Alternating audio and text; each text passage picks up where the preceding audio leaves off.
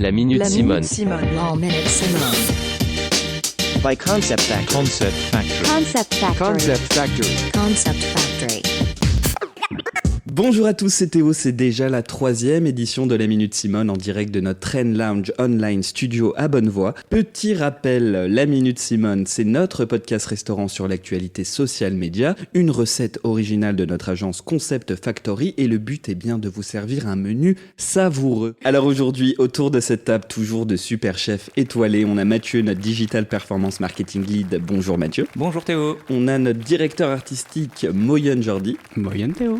On a une nouvelle invitée qui nous rejoint, elle est Performance Marketing Officer, elle s'appelle Jida. Bonjour Jida. Salut Théo. Et enfin, à cette table, bien sûr, la conceptrice de l'émission Stéphie, notre lead social media à l'agence. Comment ça va Stéphie ? Ouais, salut Théo, ça va super bien. J'espère que toi aussi, et de même pour nos super auditeurs. Et oui, chers auditeurs, on vous a préparé un menu riche en vitamines, toujours en 3 services. En entrée, on a de la vidéo dans l'algorithme d'Instagram. En plat, la fin des prédictions gratinées de l'année 2022. Yummy. Et en dessert, un max de calories, café gourmand de max nouveautés. de calories. Ah oui, un max de calories pour ceux... Pas avant l'été quand même. Pour ce café gourmand de nouveautés à ne pas rater. Le menu du jour vous donne envie ? Yes. Oui. La faim. Alors, la Minute Simone, épisode 3, c'est maintenant. Alors on va passer tout de suite à l'entrée. Aujourd'hui on va vous parler de la place de la vidéo sur Instagram. Vous l'avez sans doute remarqué, face à la concurrence de TikTok, Instagram mène une transition continue en faveur de la vidéo. Le réseau veut placer ce format au cœur de son algorithme en 2022. Le réseau a fermé Boomerang, IGTV et Hyperlapse. Enfin, je crois qu'ils ont fermé les applications. Exactement. Voilà, pas la fonctionnalité en elle-même. Qu'on retrouve sur Instagram. Et il centralise maintenant tous ses produits. On retrouve d'ailleurs sur les comptes des marques une section photos, Reels et vidéos, la nouveauté, et les photos taguées par la communauté. Qu'est-ce que vous en pensez ? Du coup, on s'y attendait un peu.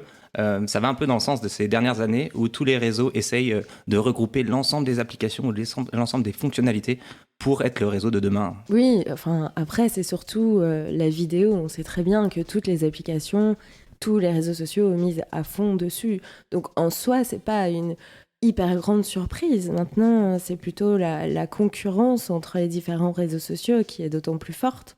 Je pense qu'Instagram fait ça aussi pour rattraper la concurrence de TikTok, parce que TikTok prend énormément de place. Donc, Oui, clairement, on voit que la vidéo prend de plus en plus de place et créativement, ça va nous permettre aussi de pouvoir exprimer beaucoup plus de choses dans une vidéo que dans nos affiches statiques. Ouais. Exactement. Il faut dire aussi que c'est un format qui est très captif, qui permet finalement de faire en sorte de garder l'audience pendant longtemps et donc après de monétiser l'audience qui est présente sur le réseau. Clairement. après, ce qui est beaucoup plus challengeant, je pense aussi pour les marques, d'autant plus sur Instagram, c'est qu'avant, on pensait à des lignes éditoriales très photographiques sur l'image, créativement parlant aussi. Miser tout sur la vidéo va demander encore plus de concentration sur la création de contenu à valeur ajoutée, sur des formats du coup animés et toujours plus impactants à prévoir dans les budgets et les projets de com. Ouais, c'est à double tranchant carrément, ouais. D'ailleurs, je ne sais pas si vous avez remarqué, mais le reach a énormément diminué ces derniers mois sur Instagram. C'est vrai. Alors, naturellement, on pourrait croire que c'est dû à une compétition qui est beaucoup plus féroce sur le réseau. Et en fait, pas du tout. C'est vraiment dû à ce projet de mettre la vidéo en avant sur la plateforme Instagram. Alors, pour vous redonner un petit peu de contexte, depuis toujours, le flux d'actualité sur Instagram est construit de manière algorithmique. Donc, c'est des intelligences artificielles qui vont nous pousser des contenus en fonction de ce qui est censé nous intéresser ou non. Et en fait, depuis peu, Adam Mosseri, donc qui est le PDG d'Instagram, exactement, ouais, il a annoncé publiquement sur son compte Insta, il a fait un post pour le dire. Donc, il a annoncé publiquement que la plateforme était en train de tester des nouvelles manières de proposer des contenus de manière chronologique, hiérarchique. Oui, on y Alors, revient. Tout ouais. à fait. On en discutait justement dans l'épisode 2 de la Minute Simone. On revient à l'origine du réseau, mais avec toujours plus de dynamique dans les contenus. Exactement. Et en fait, l'idée, c'est vraiment de gagner du temps, d'économiser des ressources sur la recommandation de contenu et de vraiment mettre tous les efforts des équipes sur la promotion de la vidéo sur le réseau. Et on comprend bien que l'idée, c'est de concurrencer TikTok et d'être une référence en plateforme vidéo. Donc, c'est QFD. Et voilà, exactement.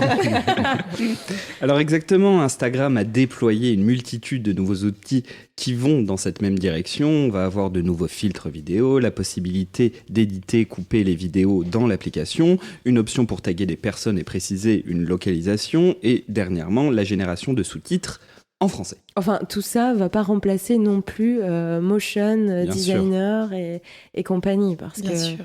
les fonctionnalités restent quand même assez basiques. Je pense que tant mieux qu'elles soient là, mais c'est pour dire. Ah bah c'est sûr qu'ils vont pas inventer l'eau chaude. Hein.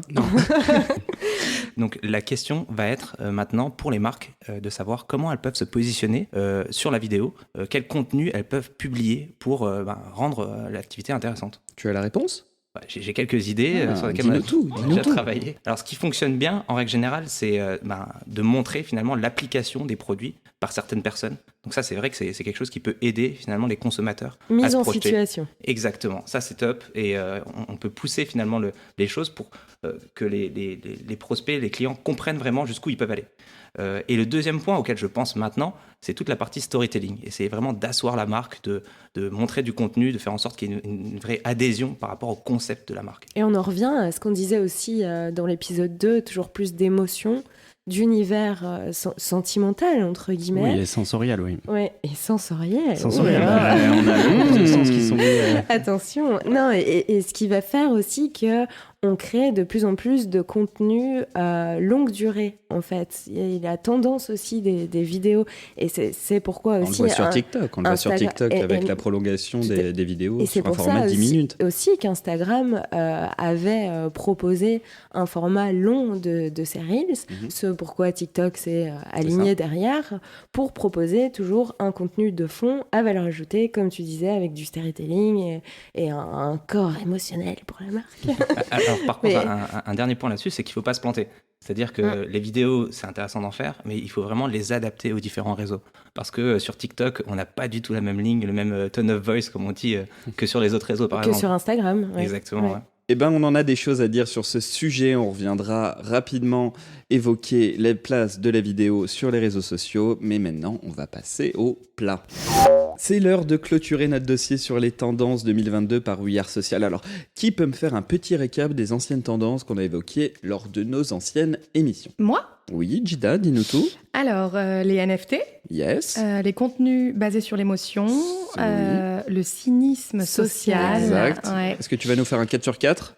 évidemment. Et les réseaux sociaux qui prennent une place considérable sur les premiers écrans. Qui Trop dépasse, forte. qui Qui dépasse dépasse la leur rôle télé et de- qui de dépasse second écran. absolument Exactement. tous les écrans. Ouais. Exactement, bien joué Jida. Alors en première place, je veux un bruit de roulement de tambour. Je veux aussi un bruit de chien. Je veux un bruit de klaxon de voiture. C'est génial. Demandez un bruit, vous l'avez ici.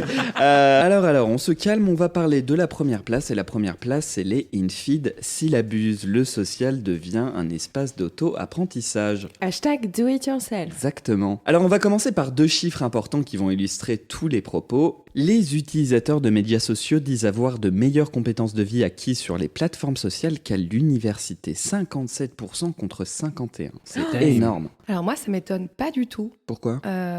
En fait, je pense que c'est une tendance qui est vraiment très liée au contexte qu'on vit actuellement. Après 2 ans pratiquement de confinement, de télétravail, de cours à distance, je pense qu'on a tous dû apprendre à se débrouiller un peu tout seul. On a ce réflexe maintenant. Exactement, on a appris à être autodidacte, et ça un peu dans tous les domaines de notre vie, Mais au travail et ailleurs. Ça veut dire aussi que c'est l'opportunité pour les marques de présenter leurs forces de formation professionnelle en interne et de partager des valeurs type employer branding sur les réseaux sociaux aussi. Clairement. ouais. Complètement, ouais. Et je pense qu'il y a un réel potentiel et une très belle opportunité à saisir pour les marques, notamment pour alimenter leur stratégie de brand content. Je pense qu'elles ont aujourd'hui la possibilité de transmettre des savoirs, des connaissances, et ça peut peut-être ouvrir la porte à un nouvel axe créatif, une nouvelle approche qui serait plus ludique, plus éducative.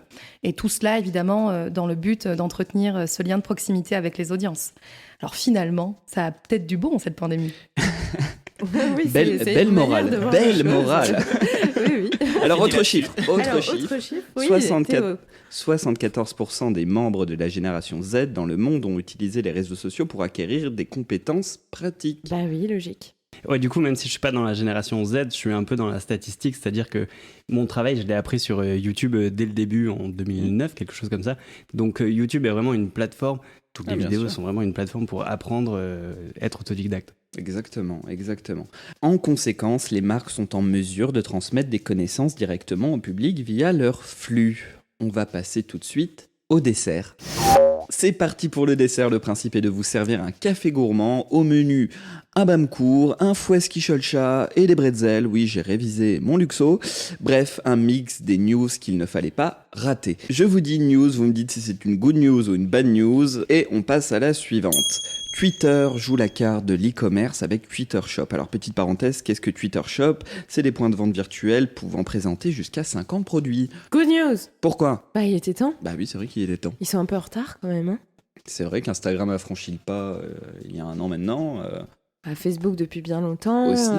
Twitter s'est converti au Luxembourg quand même. Donc, ouais, il était temps. Deuxième news, Amazon lance AMP, une nouvelle application de live audio. Ce sera la nouvelle image de la radio. Les utilisateurs vont pouvoir créer des émissions en direct et animer leur communauté. C'est dingue. Et surtout, avec un catalogue qui propose des dizaines de millions de chansons sous licence. Non mais ouais, c'est la révolution. C'est la révolution. C'est l'ouverture de la radio pour tout le monde en fait. tout le C'est monde. magnifique. Good news alors. Très Good bonne news. Autre news, YouTube mise sur le podcast en finançant les créateurs pour qu'ils franchissent le pas. Les créateurs. Et oui, les créateurs YouTube. YouTube lâche un peu d'argent, ça va de 50 000 à 200 000 dollars quand même. pour lancer sa chaîne de podcast en direct sur YouTube. Good news. Les podcasts explosent. Good et news. puis, Good news pour nous. Oui. Quand est-ce qu'on touche de l'argent nous Ouais, c'est ce Alors, qu'on attend, on va appeler on YouTube. verra quel créateur de contenu au Luxembourg influent voudrait sponsoriser notre émission. Non, good news, mais ça veut dire que YouTube surtout veut se positionner sur un marché du podcast haut de gamme quelque part. Donc intéressant. Intéressant. Ça y est, le festin est presque terminé. Avant de vous dire au revoir, qui a le dose du jour autour de cette table ? Qui a ramené le limoncello ? Ma le citron, ma le zeste. Plus un zeste. Ça te fait rire, ça. Ça te fait rire. Je l'attendais, Théo, merci. Alors, qui a le dos ? Et aujourd'hui c'est moi. Oh, Jordi, son Ouais. premier dos. C'est Adada qui nous a balancé l'info. En fait, Satisfait, une application de paiement au Luxembourg, a récemment sorti une campagne. C'était franchement génial, sauf que c'était pas le bon timing. En fait, Oh. ils nous ont sorti une campagne illustrative super beau, c'est rouge, c'est profond. Il y a juste le slogan qui bug un peu, qui est découvrez l'effet du bouton rouge. Donc autant vous dire qu'avec le contexte géopolitique entre l'Ukraine et la Russie, Alors, Qu'est-ce qui s'est passé passé Qu'est-ce qui s'est Oui. passé Quelle est la chute ? Quelle est la chute ? La chute, c'est que Satisfait a eu l'excellente idée de retirer sa campagne du Luxembourg pour éviter le bad buzz. Donc c'est dommage parce qu'on aurait aimé voir cette campagne un peu plus longtemps sur le Luxembourg. Mais d'un côté, Excellente réaction de la marque. Ouais, en c'est termes de une timing, c'est. Communication de crise, Ouais. réagir vite. très faire rapide preuve, et magnifique. Oui. Et ça ouvre aussi finalement le débat sur comment réagir en situation de crise, là finalement sur une campagne OH, mais aussi sur les réseaux sociaux, de manière très rapide, dégainer une réaction propice au moment et à l'environnement qui soit adapté. Et c'est vrai que c'est plutôt classe de la part de certains annonceurs de pouvoir réagir comme il se doit au moment où on l'attend. L'émission est terminée, chers auditeurs. Si vous avez aimé la Minute Simone, abonnez-vous, parlez-en à vos collègues, au resto, à la pause café, escaladez le château de Viandem Oh là et là. criez sur le toit que l'épisode 3 est disponible. Non, et notez aussi notre émission si vous avez envie. Il c'est suffit vrai. de cliquer sur la petite étoile Mmh. et de laisser votre note ou même encore mieux un petit commentaire, ça peut vraiment nous aider. C'est vrai. On va terminer l'émission comme d'habitude en ASMR pour dire au revoir à nos auditeurs. Au revoir nos auditeurs. À bientôt, ce fut un plaisir. Bonne journée. Merci, Gina. Prenez soin de vous. À très bientôt. À bientôt. Merci. C'était la Minute Simone. C'était la Minute Simone. By Concept Factory. Concept Factory. Concept Factory. Concept Factory.